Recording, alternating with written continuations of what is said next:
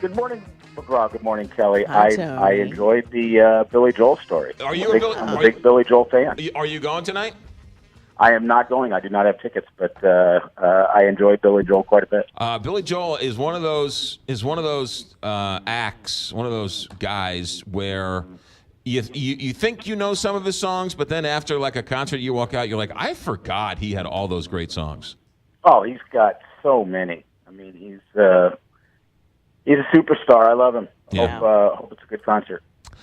Tony, have we found some common ground with the protesters and the police, or is this going to continue on as it is for the next couple of weeks?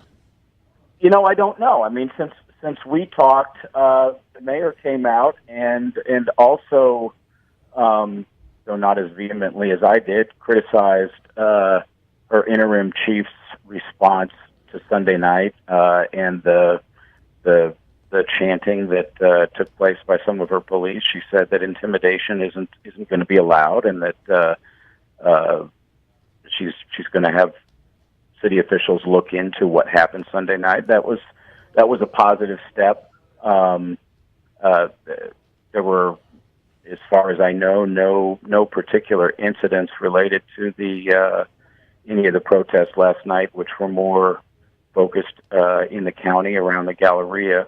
You know, we're seeing a lot of the repeat of what happened in Ferguson in terms of people overreacting to this or that, and then people overreacting to the overreaction. We're seeing that with Chris Summers and Pie Pizza, and those of you who were paying attention in 2014 remember something almost identical, you know, happened in Ferguson when the owner of Pie Pizza, Chris Summers, came out and was critical of some police actions and calling for police reform, and the police union came out and said boycott Pie Pizza, and then all the supporters of the protesters said let's go eat Pie Pizza, and 15 seconds of fame, and it's happening again. But this is somewhat symbolic of what happens in these situations.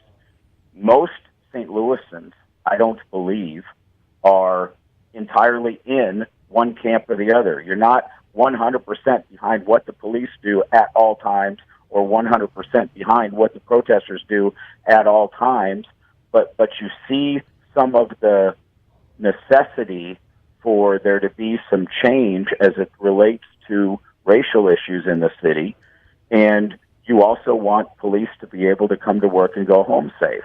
And it's complicated. Look at what happened yesterday with the body camera vote. We were talking about body cameras 3 years ago after Ferguson, and it was one of those areas where it seemed to me, at least, there was a lot of buy-in, and it never happened. 3 years later after Ferguson, while there are body cameras in cities all over the country, we still don't have them in St. Louis, at least not in the largest departments. And so now a committee of the Board of Aldermen and the mayor and the city comptroller voted yesterday to at least move forward, probably, on a 1-year experiment with body cameras. And we still haven't had the hearing that discusses the details. We don't do public discussion in this city really well.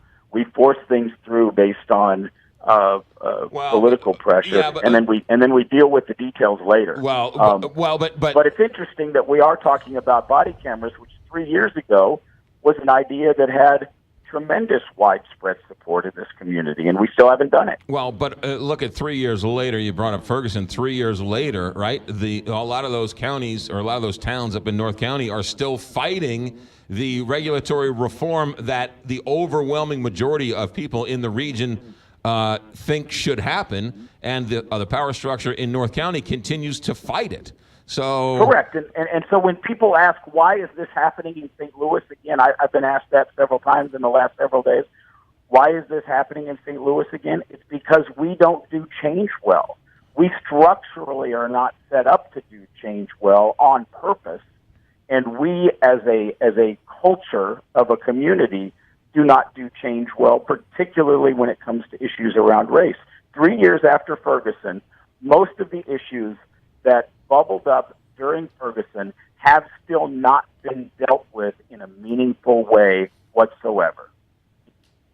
Yes, but through no fault of the larger power structure, right? It's the individual towns that continue to oppress their people and use their people as personal ATM machines.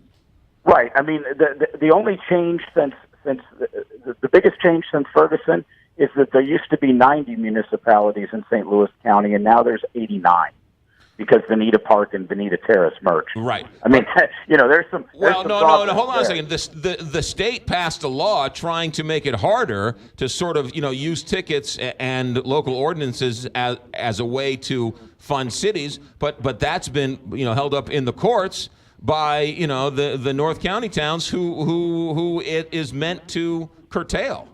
So right, and the other, this is the part of the story that is hard to explain to people outside of the St. Louis region.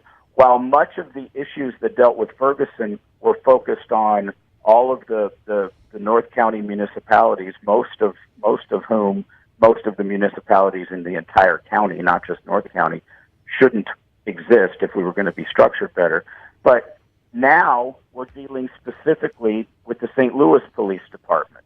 And the protesters are also going out into West County and into different places. And so you're seeing in these protests yet another example of how difficult change is in St. Louis because of the multiple structures that we have.